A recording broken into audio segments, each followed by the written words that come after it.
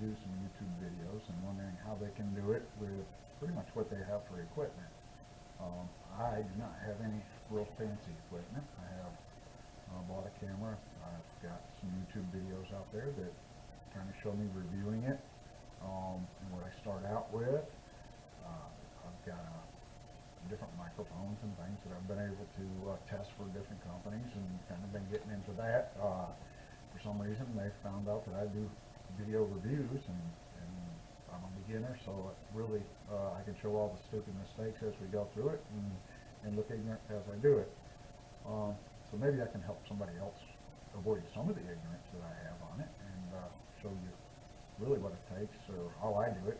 Like I say, I'm a beginner. I don't spend a lot of money at it, and a lot of the stuff that I use, I started out using just my phone and holding the camera. I got me a little tripod, actually donated by a friend. That worked out well.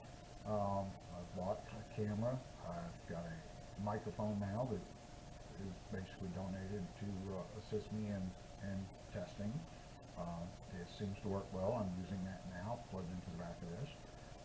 So I'm hoping it's really the first video I've done since I've had that. So what we're going to do is show you the steps I go through and what you can do once you get your video put on your camera, your phone, whatever. You have to move that over to your computer, and I use the software that's within Windows. If you have a Mac or whatever, I really don't know what they use, but for the Windows computer, we'll show you the program I use on that and how to access it and a couple of features just to kind of get you started. And I'm fully aware there's many more out there that you can download probably and do a lot more fancy stuff, but this one kind of gets the point across, I think, and it's fairly easy to use. It has a fair amount of options, and I'll show you how to do that probably with the one I'm going to make up on the review for my microphone. So we'll kind of add the two of those together and make a video out of it. So let me get up set up so that you can actually see my screen, and we'll kind of work on that and see if we can show you what I have. Okay, we're going to see if we can combine this together a little bit and show you how I do mine. The first thing we're going to do after you've taken a video and you download it to your computer, however you happen to do it, you'll end up with a file system. Probably it looks something like this. And once you get that into here, then we can take that and we'll set it off to the side. And the program I use is one that's free in Windows 10, is a video recorder, or video editor. And if you go to your search bar down at the bottom and type in video editor, it'll go ahead and bring right up the video editor, and you can see I have several projects here. So we'll want to come in here and click on the new video project, and it's going to give us a title. And on this one, like I say, we're going to go ahead and call this particular one the one that I've done for the recorder that I'm using for the microphone right now, which is a MAON. Sure, just one O AU dash HD 300T. So we'll go ahead and pronounce that as that. Now, once you get this in the system, then what we can do is, I'm going to try to split this window up a little bit better here. The easiest way is to just take these, and you know what order they're in, so I kind of like to just take them, and you just grab a hold of them and left click and drop them on the screen, and it just takes a minute. And you drop this one in here, and we just continue down through until we get all of them added to the project. It takes just a minute depending. Some of these files are fairly long because I did a lot of talking, I think.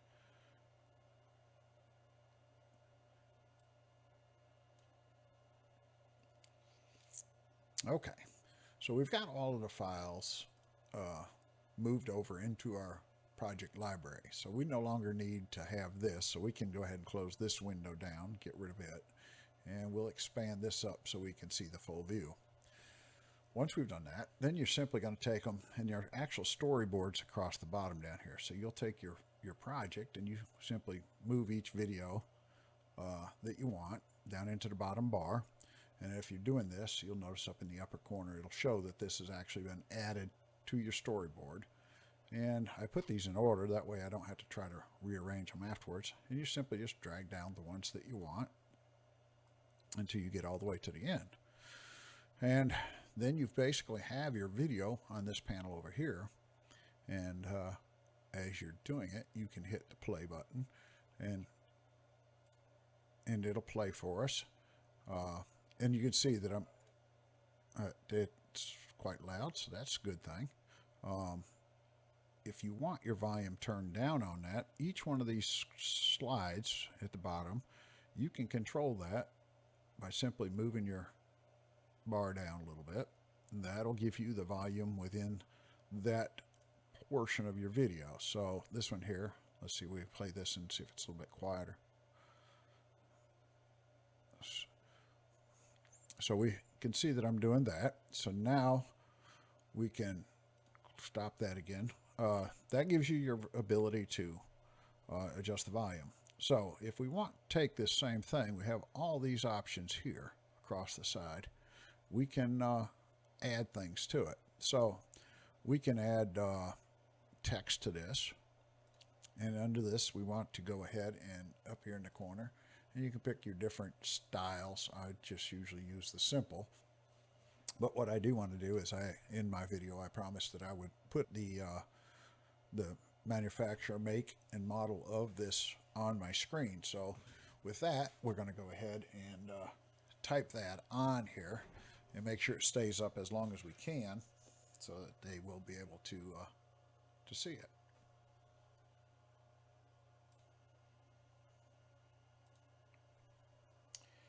Let's see, we have M A O N O model.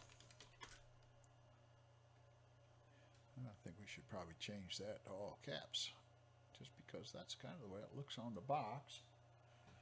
Well, not really. I think we just do the first one. Let's do it that way.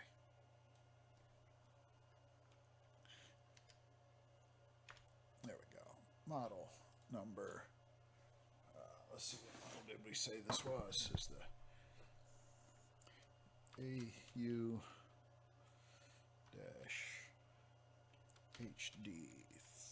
300T.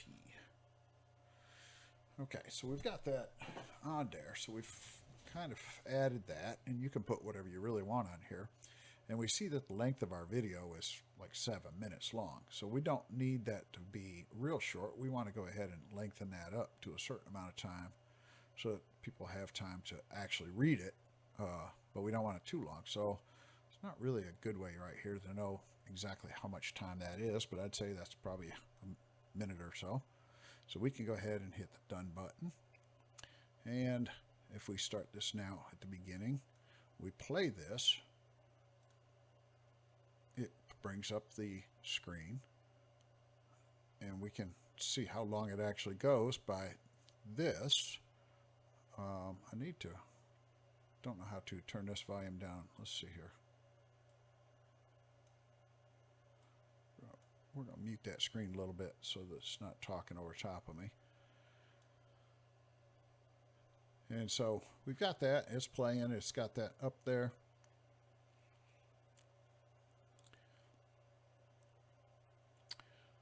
Now you can take this and fast forward it a little bit. And as we fast forward this, we just grab a hold of that and move it along. And as we do that, you can see this is all part of the first video. So we can take that and drag it along. And when it finally gets to the end of that first video, you'll notice down here, whoops, we're going to shut that volume off. We'll come back and adjust those when I do my final version.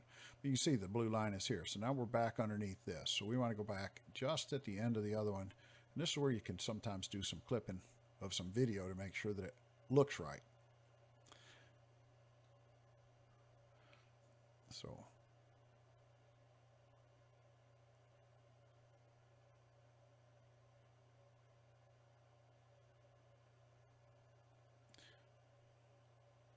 at this point, I wanted to cut that right there. So I can trim that last one just a little bit.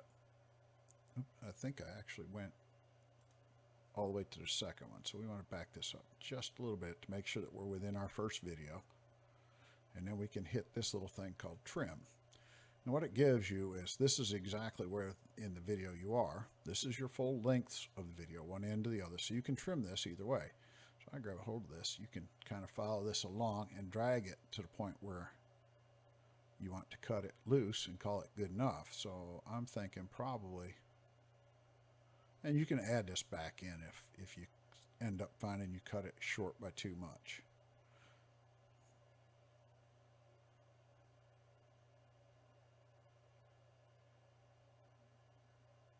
Well, we'll go ahead and cut it right there. You grab a hold of that, slide it back, and we say done. And then when we play this, back this up just a smidgen so you can tell what it does.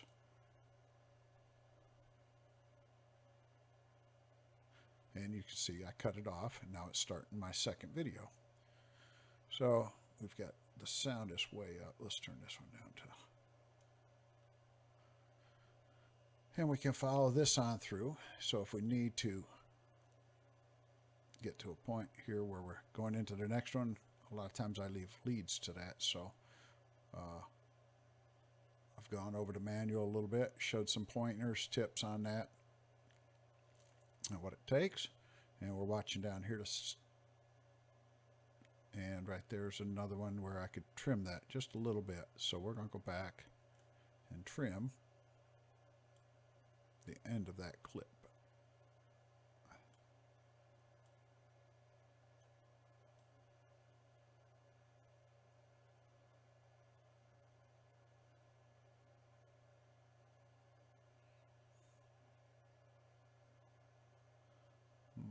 I think we probably can be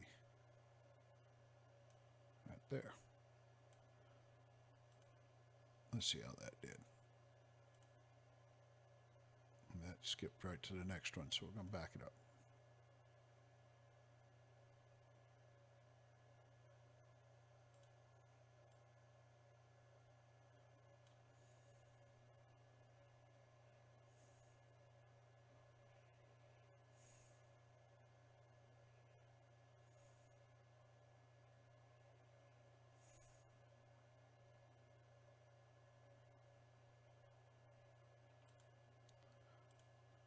Okay, now the front of this one is got it. So anyways, you get kind of the idea of that on how you can do that.